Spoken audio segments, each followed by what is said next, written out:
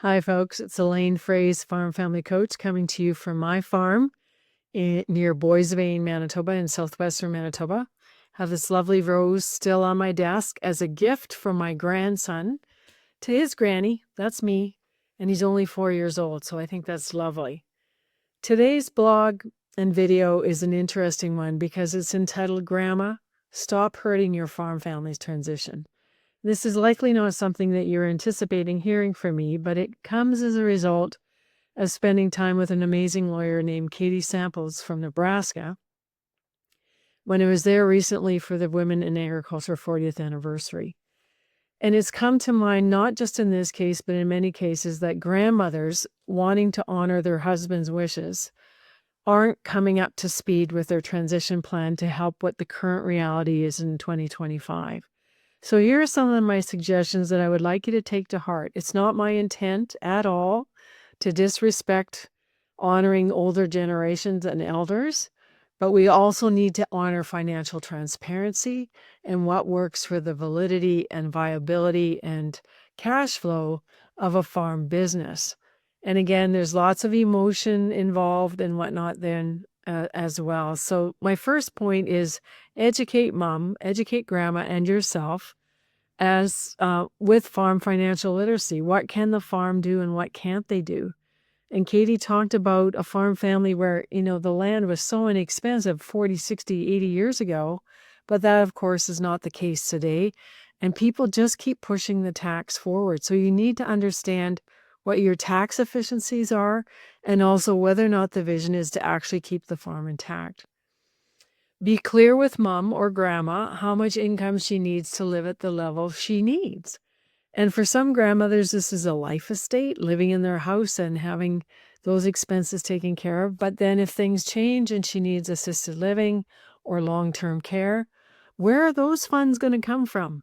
And I remember my own mother-in-law saying, I've got cancer. I've been in this bed for 4 months, but I'm almost out of money. And I hope I don't end up on the street. And we all leaned in and we said, Mom, there's no way after the way you've treated us that you're going to be on the street. We're going to make sure that you're okay. So you need to have those plans in place. And many women, are still living in their long-term residence, but they may have a grandson. And I know of another case where the grandson is already married and longing to be close to where the animals are and the livestock barns and infrastructure and everything, but granny's being stubborn and not moving when she really should be because she doesn't need that size of house anymore. Another common theme or story that farmers tell themselves is to avoid the tax. And that's not valid either. Dick Whitman has a whole workshop called Pay the Tax. And in Iowa, this is a huge issue because tax incentives are keeping people not transferring land until they die. And the classic story I heard last year in Iowa when I was with the young farmers there in the Iowa Farm Bureau, grandmother up and dies and splits the farm into 15 pieces. Yes, that's an extreme case, but it's the truth. And so you don't want that to happen. So look at paying some of the tax now and getting control of what you need control of and educate granny as to why paying tax is actually a good thing. The other thing is you need to stop allowing conflict triangles. And this is where non-farming heirs or sisters or siblings or somebody is coming and visiting grandma more than normal and is what I call beaking or suggesting things in her ear and changing her mind about something that was agreed to based on the vision of the farm. And this is very difficult, people, because you have to have hard conversations and you have to stop destructive behavior. And destructive behavior is gossip, family gossip, and creating what we call a conflict triangle. You need to flatten the triangle, go direct to grandma and say, Grandma, you need to understand why the decisions you're making are not good ones for this farm family. And here are the consequences if you should go through with that. Another saying, which is very harsh, is this is a done deal, sister. And sisters quite often feel less than or that they don't have enough.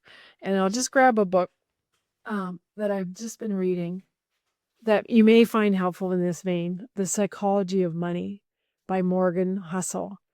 And he talks a lot about greed and entitlement. But here's the interesting thing. He says, how much is enough?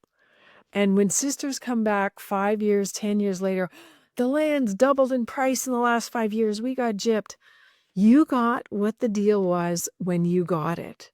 And the deal is done. And you can't come back and keep clawing back more capacity and capital or assets from the farm. The farm is a working business, and it's not the farm's fault that land is increased, but it does cause a lot of angst and anger when a farming kid gets the land, gets a $10 million farm, and then 10 years later ups and flips it to the benefit of his family without any regard to the siblings. And lawyers can mitigate against that. It's something called that lawyer Mona Brown calls the poison pill. It also says in my tips here to buy out your siblings who are doing just fine financially. That's a hard thing for people to do now because of the personal land. We were able to do that, and I give the example in the blog way back in 1992, but it's not 1992 anymore. It's not $67,000 quarters. It's $500,000 quarters. So what is the family capable of doing?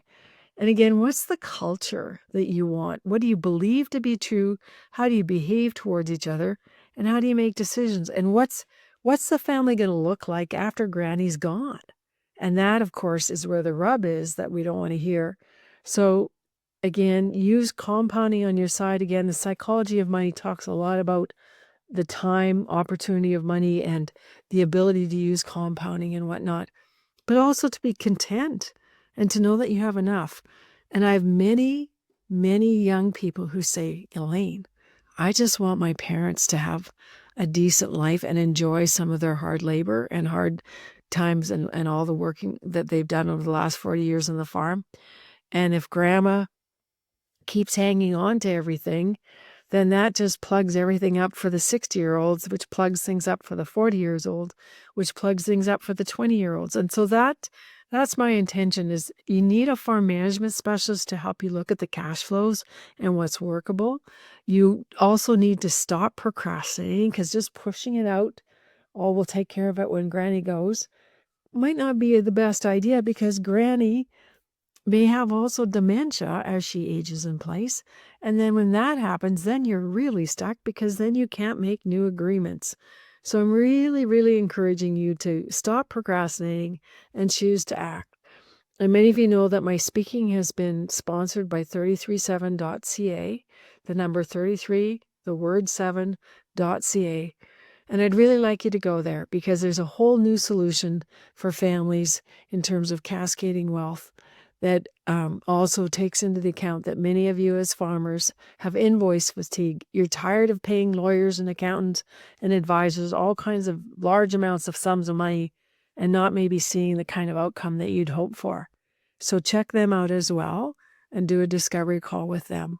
They sponsor my speaking sometimes, and the farmers that have used their services, the lawyer has said, this is a no-brainer. So grandma, I'm a grandma, get roses for my grandson, and I want you to understand that you need more financial transparency and awareness so that you are not blocking or exploding the transition on your farm. You can do hard things, Granny, but you can also take good advice from advisors who have the whole well-being of the family and the business capacity of the farm in place. And like Katie Sample says, no plan is not good. The wrong plan is not good. And being underplanned is not good. So let's get those plans tweaked right now. And Grandma, you can stop hurting the farm family transition. See you next time.